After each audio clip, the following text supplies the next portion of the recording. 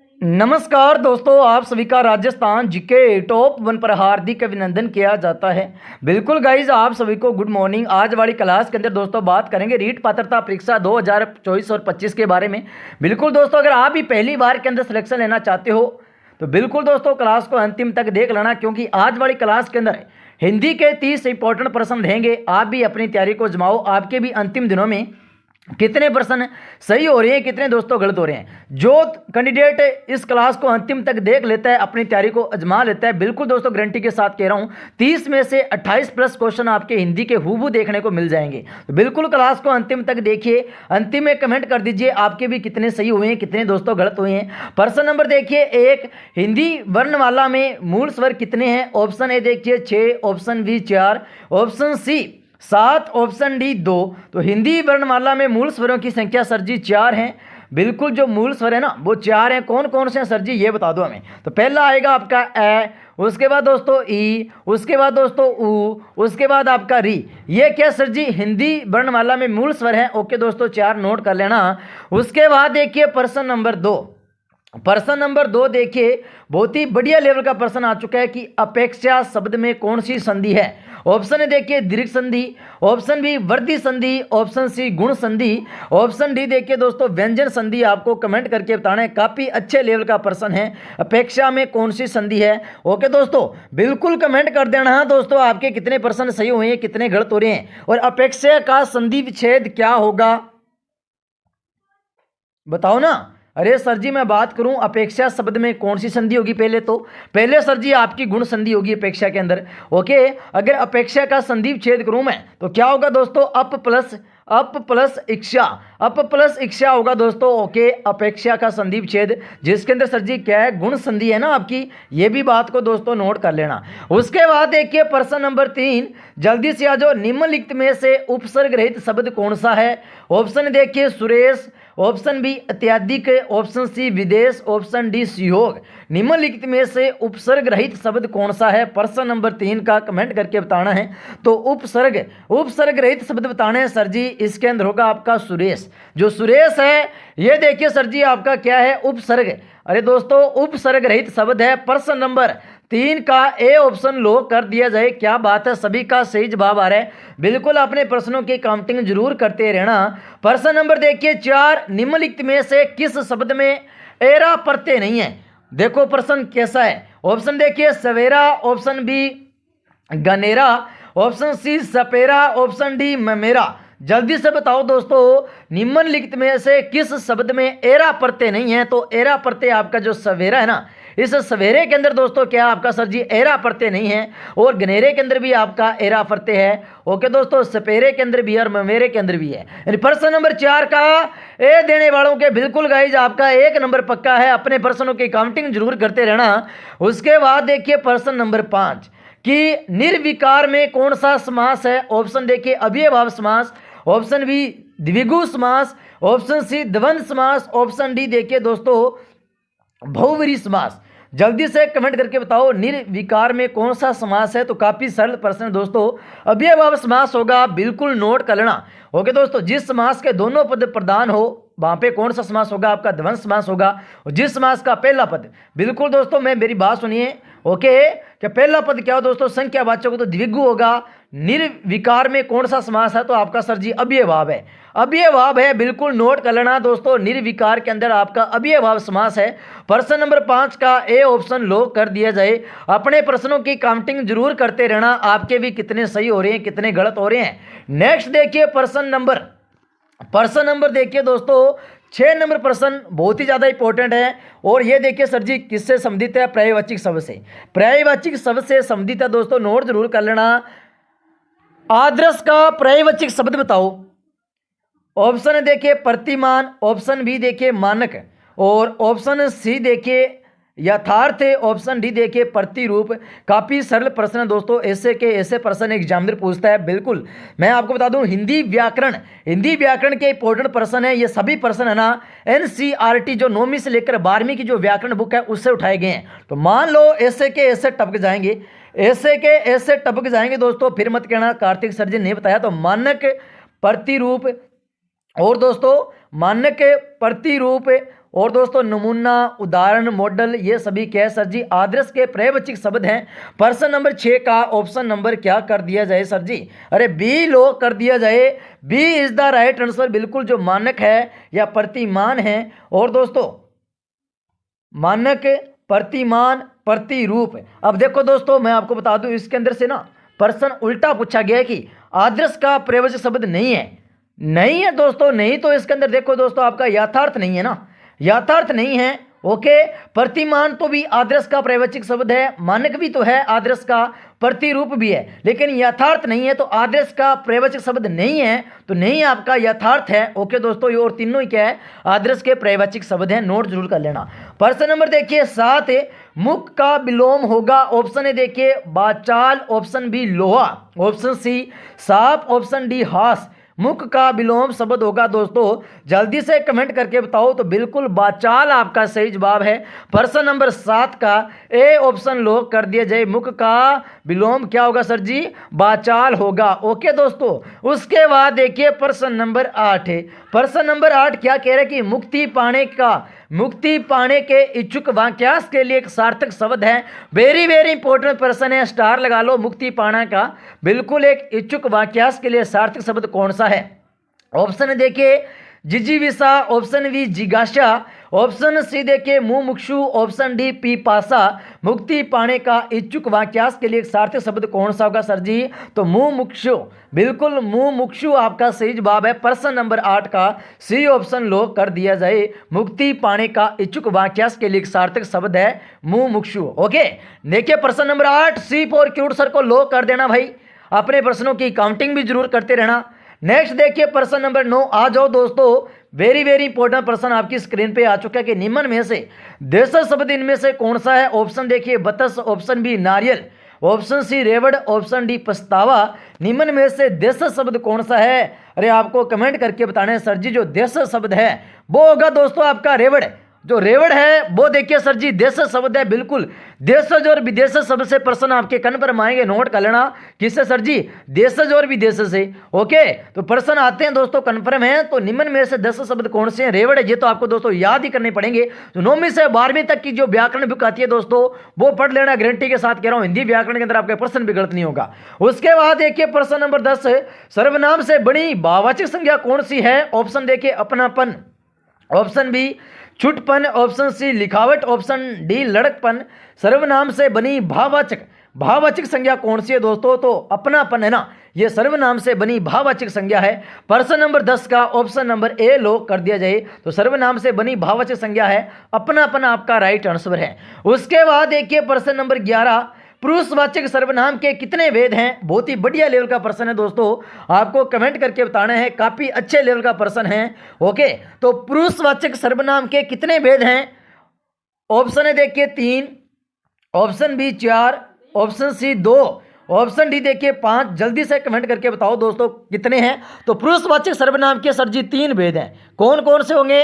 अरे कौन कौन से होंगे बताओ। अरे दोस्तों पुरुषवाचक सर्वनाम के सर जी 3 भेद हैं। बिल्कुल, बहुत ही बढ़िया लेवल का प्रश्न है दोस्तों, एग्जामर ऐसे ही प्रश्न पूछता है। तो पहला आएगा सर जी आपका उत्तम पुरुष। उत्तम पुरुष के अंदर दोस्तों क्या क्या आएंगे? उत्तम पुरुष के अंदर आएंगे मैं और मुझे, मैं और मुझे और मुझको, मैं, मुझे, मुझको, मेरा, मेरी, हमारी, हम, हमारा। ये किसके अंदर आ जाएंगे? उत्तम पुरुष के अंदर आ जाएंगे। एक होता है दोस्तों मध्यम पुरुष, आप, तुम, तुमको, तुझे ना, ये मध्य के अंदर आता है। और अन्य के अंदर क्या आ जाएगा? यह, वह, ये या वे। ये दोस्तों बिल्कुल पुरुषवाचक सर्वनाम के भेद है 3। कौन कौन से? उत्तम पुरुष, मध्यम पुरुष और अन्य पुरुष। तीनों की दोस्तों मैंने पहचान है वो आपको बता दी है, ठीक है। उसके बाद देखिए प्रश्न नंबर 12, गर्म दूध पीना लाभदायक होता है, लाभदायक होता है में कौन सा विशेषण है? ऑप्शन देखिए सर्वनामिक विशेषण, ऑप्शन बी गुणवाचक विशेषण, ऑप्शन सी परिमाणवाचक विशेषण, ऑप्शन डी संख्यावाचक विशेषण। तो गर्म दूध पीना लाभदायक होता है, तो आप ऑप्शन से भी कर सकते हो। संख्यावाचक विशेषण होगा नहीं। ओके दोस्तों, क्या नहीं होगा? संख्यावाचक होगा नहीं, परिमाण भी नहीं होगा। तो सर जी कौन सा होगा? इसके अंदर हो जाएगा गुणवाचक। बिल्कुल गर्म दूध पीना, ये सर जी क्या बता रहा है, गुण बता रहा है भाई, अगर गर्म दूध पियोगे तो बिल्कुल आपके लिए लाभदायक होता है। तो गुणवाचक विशेषण आपका सही जवाब है। ओके, बिल्कुल गुणी तो बता रहे हैं ना। तो प्रश्न नंबर 12 का बी ऑप्शन लॉक कर दिया जाए। क्या बात है भाई, अगर ऐसे ही मैं गारंटी के साथ कह रहा हूं, आप रोजाना क्लास देखते हो तो आपका एक क्वेश्चन भी बाहर नहीं जाएगा। प्रश्न नंबर देखिए 13, जिस वाक्य में क्रिया का सीधा फल कर्म पे पड़े उसे क्या कहते हैं। ऑप्शन देखिए सकर्मक क्रिया, ऑप्शन बी अकर्मक क्रिया, ऑप्शन सी नाम धातु क्रिया, ऑप्शन डी प्रणयातक क्रिया। जल्दी से कमेंट करके बताओ दोस्तों, जिस वाक्य में क्रिया का फल, अरे क्रिया का सीधा फल क्या पड़े, कर्म पर पड़े, तो सर जी उसे कहते हैं सकर्मक क्रिया। प्रश्न नंबर 13 का ए ऑप्शन लॉक कर दिया जाए। बिल्कुल दोस्तों नोट कर लेना, अरे गुरुजी उसे कहते हैं सकर्मक क्रिया कहते हैं। क्या बात है भाई, इसका मतलब आप तो पढ़ने लगे ना, आप सभी का सही जवाब आ रहा है। उसके बाद देखिए प्रश्न नंबर 14, राकेश के द्वारा पत्र लिखा गया, ये उदाहरण किस वाच्य का है। ऑप्शन देखिए कर्तवाच्य, ऑप्शन बी भाववाच्य, ऑप्शन सी कर्मवाच्य, ऑप्शन डी कोई नहीं। राकेश के द्वारा पत्र लिखा गया, राकेश के द्वारा क्या लिखा गया सर जी, पत्र लिखा गया, तो ये होगा सर जी आपका कौन सा, कर्म। उसका कर्म है दोस्तों पत्र लिखना, तो बिल्कुल राकेश के द्वारा पत्र लिखा गया तो वो कर्म वाच्य है। प्रश्न नंबर 14 का सी ऑप्शन लो कर दिया जाए। राकेश के द्वारा पत्र लिखा गया तो कौन सा वाच्य होगा सर जी, अरे गुरुदेव ये तो होगा आपका कर्म वाच्य होगा। प्रश्न नंबर 14 का सी ऑप्शन लो कर दिया जाए। उसके बाद देखिए प्रश्न नंबर 15, जल्दी से आ जाओ। रेखांकित का कारक बताइए, मेंढक को पत्थर से मारा, किसको, मेंढक को ना, मेंढक को क्या कर दिया, पत्थर से मार दिया, यानी कर्ता। ऑप्शन बी देखिए कर्म, ऑप्शन सी करण, ऑप्शन डी देखिए अपादान। जल्दी से कमेंट करके बताओ दोस्तों, बहुत ही बढ़िया लेवल का प्रश्न है। ओके, ऐसे के ऐसे प्रश्न आपके आते हैं दोस्तों, बिल्कुल बिल्कुल ऐसे के ऐसे प्रश्न आते हैं दोस्तों। ओके, तो नोट जरूर कर लेना।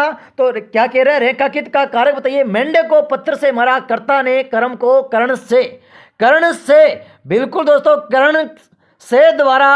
ओके, यानी कर्ता ने काम करने वाला, कर्म को यानी जिस पर काम का प्रभाव पड़े, और कर्ण कारक होगा से द्वारा, यानी जिसके द्वारा कर्ता काम करे। संप्रदान का, बिल्कुल संप्रदान के अंदर क्या आ जाएगा, को और के लिए ना, जिसके लिए क्रिया की जाए उसे संप्रदान। और अपादान, अपादान सर जी अलग होना, और जिसका अलगाव हो, और संबंध कारक का की रे रा ना नी रे, है ना, और अधिकरण में और पर आ जाएगा। अंत में हमारा सर जी संबोधन कारक, है ना, संबोधन कारक के अंदर क्या आ जाएगा, हे अरे ये आ जाएंगे ना। तो कर्ता ने कर्म को कर्ण से, यानी मेंढक को क्या कर दिया, पत्थर से मार दिया, यानी किससे मारा है सर जी, पत्थर से मारा है। तो बिल्कुल से है आपका सही जवाब। तो कर्ता ने कर्म को कर्ण से आपका सही जवाब है। बिल्कुल दोस्तों कारक से भी आपके प्रश्न कर्ण पर पूछे जाएंगे, तो बिल्कुल सरल है दोस्तों कारक, तो है ना, आप कर सकते हो भाई। उसके बाद देखिए प्रश्न नंबर 16, निम्नलिखित में से कौन सा शब्द निपात का उदाहरण नहीं है। ऑप्शन देखिए ही, ऑप्शन बी, ऑप्शन सी तक, ऑप्शन डी देखिए मैं। प्रश्न देखो बहुत ही बढ़िया लेवल का है कि निम्न में से कौन सा शब्द निपात का उदाहरण नहीं है। निपात, बिल्कुल सर जी, अरे निपात का उदाहरण कौन सा नहीं है, तो गुरुजी इसके अंदर निपात का जो उदाहरण है वो मैं है ना, ये मैं सर जी निपात का उदाहरण नहीं है। प्रश्न नंबर 16 का ऑप्शन नंबर डी लो कर दिया जाए। निपात का उदाहरण कौन सा नहीं है सर जी, तो निपात का जो उदाहरण है वो आपका दोस्तों डी है ना, ये डी दोस्तों आपका निपात का उदाहरण नहीं है। प्रश्न नंबर 16 का ऑप्शन नंबर डी। उसके बाद देखिए प्रश्न नंबर 17, बिल्कुल दोस्तों क्लास को शेयर कर दो, फिर मत कहना कार्तिक सर जी ने नहीं बताया। देखो कोष्टक में दिया गया चिन्ह किसका है, जो आपको ये कोष्टक के अंदर चिन्ह दिए गए दोस्तों, ये चिन्ह किन किन के आपको पहचान करनी है। ऑप्शन देखिए योजक चिन्ह है, ऑप्शन बी उद्धरण चिन्ह है, ऑप्शन सी निर्देशक चिन्ह है, ऑप्शन डी देखिए सर जी हंस पद या त्रिटुपक चिन्ह। कोष्टक में दिया गया चिन्ह किसका है। प्रश्न नंबर 17 का कमेंट करके बताना है। काफी सरल प्रश्न है वैसे देखा जाए तो। बिल्कुल सर जी ये उद्धरण चिन्ह है, बिल्कुल कोष्टक में दिया गया चिन्ह किसका है, तो उद्धरण चिन्ह का है। यानी प्रश्न नंबर 17 का ऑप्शन नंबर दोस्तों क्या कर दिया जाए, बी लो कर दिया जाए। बी फॉर बैट सर को लो कर देना भाई। उसके बाद देखिए प्रश्न नंबर 18, आ जाओ निम्नलिखित में से कौन सा शब्द शुद्ध है, बताओ सांसारिक शब्द है इसके अंदर से कौन सा शुद्ध है, फटाफट से बता दो। तो 18 नंबर का sir ji option number A है ना, ए आपका बिल्कुल शुद्ध है दोस्तों, नोट कर लो। शुद्ध और अशुद्ध से आपके प्रश्न कन्फर्म आएंगे रीट लेवल के अंदर। उसके बाद देखिए प्रश्न नंबर 19, यह चित्र बड़ा सुंदर है, इस वाक्य में किस तरह की अशुद्धि है।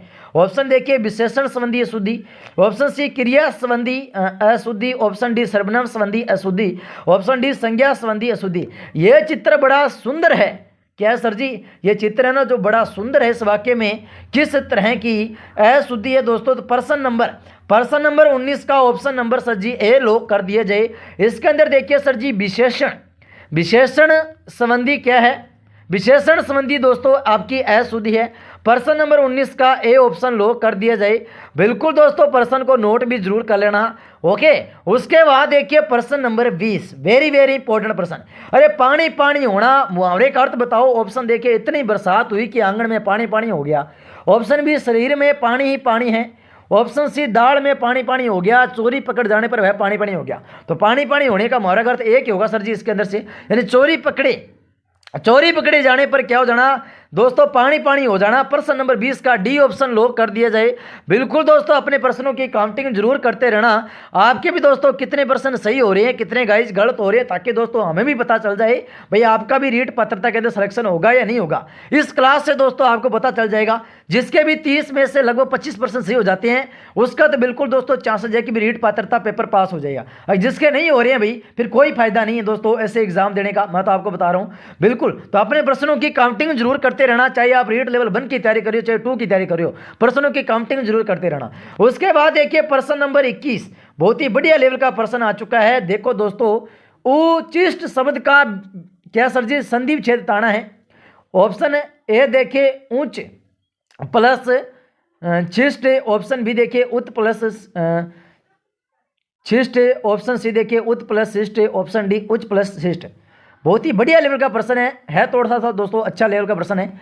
तो उचिष्ट शब्द का संधि विच्छेद क्या होगा दोस्तों? प्रश्न नंबर दोस्तों 21 का ऑप्शन नंबर क्या कर दिया जाए सर जी? ऑप्शन नंबर देखिए सर जी सी लॉक कर दिया जाए। बिल्कुल दोस्तों, उत प्लस शिष्ट आपका राइट आंसर है। अपने प्रश्नों की काउंटिंग जरूर करते रहना दोस्तों, ऐसे के ऐसे प्रश्न आपको देखने को मिल जाएंगे। उसके बाद देखिए प्रश्न नंबर देखिए दोस्तों 22, अन्वेषण शब्द में कौन सा उपसर्ग है? क्या सर जी अन्वेषण शब्द में कौन सा उपसर्ग है? ऑप्शन देखिए अनु, ऑप्शन बी अन्न, ऑप्शन सी अन्नव, ऑप्शन डी इनमें से कोई नहीं। अन्वेषण शब्द में कौन सा उपसर्ग होगा? तो सर जी अन्वेषण के अंदर आपका अनु दोस्तों कौन सा होगा? अरे अनु उपसर्ग होगा। बिल्कुल दोस्तों, अन्वेषण के अंदर कौन सा होगा दोस्तों? तो आपका अनु उपसर्ग होगा। प्रश्न नंबर 22 का ऑप्शन नंबर दोस्तों ए लॉक कर दिया जाए। बिल्कुल दोस्तों, क्लास को शेयर कर दो। जिसने भी राजस्थान जीके टॉप को सब्सक्राइब नहीं किया, सब्सक्राइब कर लेना और दोस्तों घंटी को दबा लेना। उसके बाद देखिए दोस्तों प्रश्न नंबर 23, ढक्कन शब्द में प्रत्यय है। ऑप्शन देखिए अन्न, ऑप्शन बी कन्न, ऑप्शन सी न, ऑप्शन डी ए। अरे ढक्कन में कौन सा प्रत्यय होगा? सर जी ढक्कन के अंदर आपका प्रत्यय होगा दोस्तों अन्न ही होगा ना। तो बिल्कुल सर जी ढक्कन शब्द के अंदर प्रत्यय होगा आपका अन्न। प्रश्न नंबर 23 का ऑप्शन नंबर ए लॉक कर दिया जाए। ढक्कन में कौन सा प्रत्यय होगा गुरुदेव? तो ढक्कन के अंदर आपका अन्न प्रत्यय होगा। तो बिल्कुल नोट कर लेना भाई। उसके बाद देखिए प्रश्न नंबर 24, अपने प्रश्नों की काउंटिंग जरूर करते रहना। किस शब्द में द्विगु समास नहीं है? देखो प्रश्न पूरा पढ़ना है। इसने क्या पूछा है? नहीं पूछा दोस्तों किस शब्द में द्विगु समास नहीं है। ऑप्शन ए चौराहा, ऑप्शन बी त्रिभुज, ऑप्शन सी देखिए चतुरानन, ऑप्शन डी सप्ताह। तो बिल्कुल सर जी मैंने आपको पहले बोला था जिस समास का पहला पद क्या हो सर जी? संख्यावाचक। बिल्कुल आपका सही जवाब है ना। तो बिल्कुल देखिए काफ़ी सरल प्रश्न है। तो द्विगु समास नहीं है। इसके जो चतुरानन है, ये चतुरानन के अंदर दोस्तों आपका क्या नहीं है? आपका द्विगु समास नहीं है। प्रश्न नंबर 24 का सी ऑप्शन लॉक कर दिया जाए। चौराहा के अंदर भी आपका द्विगु समास है, त्रिभुज के अंदर भी है और सप्ताह के अंदर है, लेकिन चतुरानन के अंदर नहीं है। यानी प्रश्न नंबर 24 का सी फॉर क्यूट सर को लॉक कर दो भाई। बिल्कुल। उसके बाद देखिए प्रश्न नंबर 25 आ जाओ। परिजात किसका पर्यायवाचक है? बहुत ही बढ़िया लेवल का प्रश्न आ चुका है दोस्तों, नोट जरूर कर लेना, फिर मत कहना कार्तिक सर जी ने बताया। हाँ, परिजात किसका पर्यायवाची है? ऑप्शन है देखिए कमल, ऑप्शन बी गुलाब, ऑप्शन सी कल्प वृक्ष, ऑप्शन डी केकड़ा। जल्दी से बताओ दोस्तों। है काफ़ी सरल प्रश्न दोस्तों, आपने पढ़ा होगा। बिल्कुल परिजात है ना। तो बिल्कुल सर जी जो परिजात हैं ये आपके दोस्तों किसका पर्यायवाचक है? ये सर जी आपका कल्प वृक्ष का पर्यायवाचक है। क्या सर जी? परिजात बिल्कुल सर जी। कल्प वृक्ष का क्या सर जी? कल्प वृक्ष का आपका पर्यायवाचक है। प्रश्न नंबर बिल्कुल नोट कर लेना। प्रश्न नंबर 25 का C4 क्यूट सर्कल लो कर दो भाई। नेक्स्ट देखिए प्रश्न नंबर 26 नंबर प्रश्न क्या कह रहे हैं दोस्तों, सघन का विलोम है। ऑप्शन देखिए विरल, ऑप्शन बी अचल, ऑप्शन सी जटिल, ऑप्शन डी गहन। अरे संगम का विलोम शब्द कौन सा होगा सर जी, जल्दी से बता दो दोस्तों। तो संगम का विलोम शब्द होगा, बिल्कुल सर जी, संगम का विलोम शब्द होगा आपका विरल। गुरुजी जो संगम का जो विलोम है वो होगा दोस्तों आपका विरल, विरल होगा। तो बहुत ही सरल प्रश्न है, अपने प्रश्नों की काउंटिंग करो। रीड लेवल 1 और 2 दोनों के लिए दोस्तों रामबाण क्लास साबित होगी। ओके, क्लास को अंतिम तक देखना है, अंतिम दिनों में इन्हीं को दोस्तों आपको बार बार रिवाइज करना है। प्रश्न नंबर देखिए 27 नंबर प्रश्न आपकी स्क्रीन पे आ चुका है कि ज्ञान प्राप्ति की इच्छा रखने वाला वाक्यांश के लिए एक सार्थक शब्द है। ऑप्शन देखिए तब सभी, ऑप्शन बी सन्यासी, ऑप्शन सी जिज्ञासु, ऑप्शन डी पी पासु। तो ज्ञान प्राप्ति की इच्छा रखने वाला वाक्यांश के लिए एक सार्थक शब्द है। बिल्कुल जो ज्ञान प्राप्ति क्या करता है सर जी, इच्छा रखने वाला है ना, बिल्कुल। तो इसे क्या कहते हैं सर जी, उसे कहते हैं सर जी जिज्ञासु। जिज्ञासु कहते हैं जो ज्ञान प्राप्ति की इच्छा रखने वाला है ना, तो उस वाक्यांश के लिए एक सार्थक शब्द क्या होगा, जिज्ञासु। प्रश्न नंबर 27 का सर जी C4 क्यूट सर को लो कर दो भाई। उसके बाद देखिए प्रश्न नंबर 28, क्या बात है, निम्न में से तत्सम शब्द कौन सा है। ऑप्शन देखिए ए अनमोल, ऑप्शन बी अमरूद, ऑप्शन सी कवि, ऑप्शन डी चिड़िया। अरे तत्सम तद्भव, बिल्कुल दोस्तों प्रश्न कन्फर्म आएगा, बिल्कुल तत्सम और तद्भव से। तो निम्न में से तत्सम शब्द कौन सा होगा, तो प्रश्न नंबर 28 का ऑप्शन नंबर सी कवि है ना। ये कवि क्या है सर जी, आपका तत्सम शब्द है, ये कवि है, ये कवि गुरुजी क्या है आपका तत्सम शब्द है। प्रश्न नंबर 28 का ऑप्शन नंबर सी लो कर दिया जाए भाई। उसके बाद देखिए प्रश्न नंबर 29, इनमें क्रिया से बनी भाववाचक संज्ञा नहीं है। ऑप्शन देखिए पढ़ाई, ऑप्शन बी दौड़, ऑप्शन सी उतराई, ऑप्शन डी खटाई। इनमें क्रिया से बनी भाववाचक संज्ञा नहीं है, तो कौन से नहीं है सर जी, खटाई। जो कटाई है, कटाई देखिए सर जी क्रिया से बनी भाववाचक संज्ञा नहीं है, यानी प्रश्न नंबर 29 का ऑप्शन नंबर दोस्तों डी लो कर दिया जाए। कटाई आपका सही जवाब है। क्या दोस्तों, कटाई आपका सही जवाब है। उसके बाद देखिए प्रश्न नंबर 30, इस या किस, प्रश्न क्या कह रहे हैं, किस वाक्य में मध्यम पुरुष सर्वनाम प्रयुक्त हुआ है। ऑप्शन देखिए मैंने अपना काम कर लिया, ऑप्शन बी आप गांव से कब आए, ऑप्शन सी आप काज महाकाज, ऑप्शन डी वह अपने आप चला जाएगा। किस वाक्य में मध्यम पुरुष सर्वनाम प्रयुक्त हुआ है, प्रश्न नंबर 30 का कमेंट करके बताना है आपने। बिल्कुल दोस्तों, आप गांव से कब आए, आप गांव से कब आए दोस्तों, इस वाक्य के अंदर मध्यम पुरुष सर्वनाम का प्रयोग हुआ है। तो किस वाक्य में मध्यम पुरुष सर्वनाम का प्रयोग हुआ है, तो आप गांव से कब आए, इस शब्द के अंदर दोस्तों आपका क्या हुआ है, मध्य, बिल्कुल मध्य पुरुष सर्वनाम का प्रयोग हुआ है। नेक्स्ट देखिए प्रश्न नंबर 31, यह लड़का बहुत ही होशियार है। होशियार में कौन सा विशेषण है। ऑप्शन देखिए सर्वनामिक विशेषण, ऑप्शन बी गुणवाचक विशेषण, ऑप्शन सी परिमाणवाचक विशेषण, ऑप्शन डी संख्यावाचक है। बिल्कुल बहुत होशियार है, तो होशियार क्या सर जी उनका, बिल्कुल सर्वनामिक विशेषण।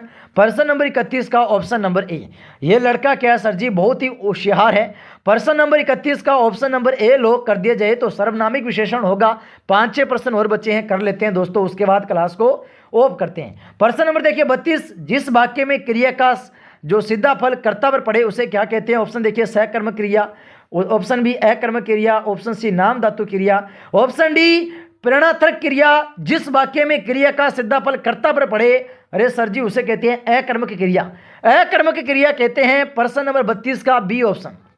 नेक्स्ट देखिए प्रश्न नंबर 33, भाववाच्य वाला वाक्य इनमें से कौन सा है। ऑप्शन देखिए मालती खाना खाती है, ऑप्शन बी रमेश खाना खा सकता है, ऑप्शन सी हिमेश से दौड़ा नहीं जाता, ऑप्शन डी रक्षा दौड़ नहीं सकती।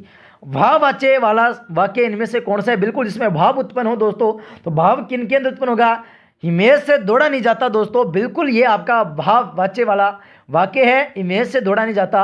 प्रश्न नंबर 33 का C4 क्यूट सर को लो कर दो भाई। प्रश्न नंबर 33 को बिल्कुल स्टार कर लेना, फिर मत कहना कार्तिक सर जी ने नहीं बताया। ऐसे के ऐसे प्रश्न आपके दोस्तों हूबहू आपको देखने को मिल जाएंगे। नेक्स्ट देखिए प्रश्न नंबर 34, किस वाक्य में संदिग्ध वर्तमान का प्रयोग हुआ है। ऑप्शन देखिए बाजार खुलने पर हम सामान खरीदेंगे, ऑप्शन बी वह शायद पढ़ाई के लिए कोटा जाए, ऑप्शन सी तीर्थयात्री गंगा में स्नान करते होंगे, ऑप्शन डी उसने गाना गाया। जल्दी से बताओ प्रश्न नंबर 34 देखा जाए तो काफ़ी सरल है। प्रश्न नंबर 34 का सी ऑप्शन, तीर्थयात्री गंगा में स्नान करते होंगे। प्रश्न नंबर 34 का ऑप्शन नंबर सी। नेक्स्ट देखिए दोस्तों प्रश्न नंबर 35, उसने पेचकस के द्वारा ढक्कन खोला, उक्त वाक्य में प्रयुक्त के द्वारा किस कारक का प्रयोग है? कर्ता ने, ऑप्शन बी कर्म ने, ऑप्शन सी करण ने, ऑप्शन डी पदा ने। उसने पेचकस के द्वारा क्या कर दिया? ढक्कन खोल दिया। तो बिल्कुल के द्वारा किसकी विभक्ति है? जल्दी से कमेंट करके बताओ दोस्तों। तो बिल्कुल सही जवाब है करण कारक, कर्ता ने कर्म को कर्ण से, है ना। उसने पेचकस से क्या कर दिया? ढक्कन को खोल दिया। तो प्रश्न नंबर 35 का ऑप्शन नंबर सी। बिल्कुल दोस्तों नोट कर लेना, वेरी वेरी इंपॉर्टेंट प्रश्न है। उसके बाद देखिए प्रश्न नंबर 36, पानी में थोड़ी बर्फ डालकर उसे धीरे धीरे हिलाओ ताकि वह जल्दी ठंडा हो जाए।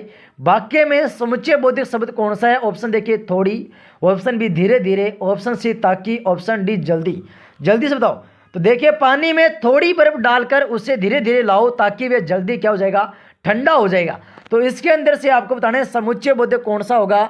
जल्दी से बताओ दोस्तों। तो ताकि, बिल्कुल क्या करना है? पानी में थोड़ी बर्फ डालना है, पानी में क्या करनी है? थोड़ी बर्फ डाल देनी है, उसके बाद धीरे धीरे लाना है ताकि वह क्या हो जाए? जल्दी जल्दी ठंडा हो जाए। तो समुच्चय बोधिक शब्द इसके अंदर ताकि होगा। ओके, प्रश्न नंबर 36 का ऑप्शन नंबर सी लो कर दिया जाए।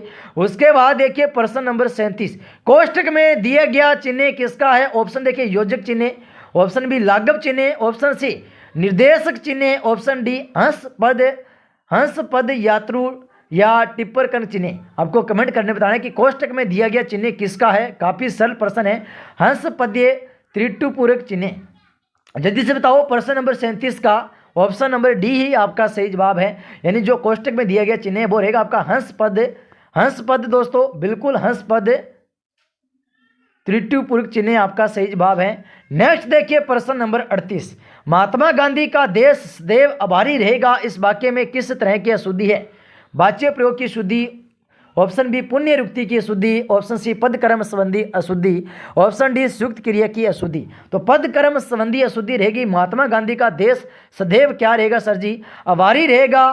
तो इसके अंदर से दोस्तों जल्दी से बताओ, महात्मा गांधी का देश में सदैव आभारी रहेगा इस वाक्य में किस तरह की अशुद्धि है? 38 का गुरुजी कर दो आप लोग, बिल्कुल सी लो कर दो। पद कर्म संबंधी अशुद्धि आपका सही जवाब है। तो पद कर्म संबंधी अशुद्धि रहेगी। आज का हमारा अंतिम प्रश्न है, बालू से तेल निकालना मुहावरे का अर्थ। ऑप्शन देखिए श्रृंग नष्ट होने वाली वस्तु, ऑप्शन बी असंभव कार्य करना, ऑप्शन सी पूर्णतः स्वस्थ होना, ऑप्शन डी बहुत साधन सफल होना। बालू से तेल निकालने मुहावरे का अर्थ होगा सर जी असंभव कार्य करना, यानी क्या कर देना सर जी? अरे बालू से तेल निकालना अर्थ ही होता है कि सर जी असंभव कार्य करना। प्रश्न नंबर 39 का ऑप्शन नंबर बी। बिल्कुल दोस्तों क्लास को लाइक एंड शेयर जरूर कर देना। जिसने भी राजस्थान जीके टॉपर को सब्सक्राइब नहीं किया दोस्तों सब्सक्राइब कर लेना। जो विद्यार्थी सब्सक्राइब कर लेते हैं उसको दोस्तों रीट लेवल 1 और 2 का फ्री के अंदर कोर्स है वो दिया जाएगा मात्र दोस्तों, बिल्कुल फ्री के अंदर दिया जाएगा। तो सब्सक्राइब कर लो, लाइक कर लो दोस्तों अंतिम दिनों के अंदर। जिसको भी फ्री के अंदर रीट लेवल 1 का 2 का कोर्स चाहिए दोस्तों, वीडियो के डिस्क्रिप्शन में हमने व्हाट्सएप ग्रुप का लिंक दिया है, आप जुड़ जाओ। जुड़ने के बाद आपको वहाँ पे दोस्तों फ्री के अंदर डाल देंगे। लेकिन राजस्थान जीके को सब्सक्राइब किया होना जरूरी है। तो थैंक यू दोस्तों सो मच। जय हिंद, जय भारत, राधे राधे, राधे राधे। Thank you.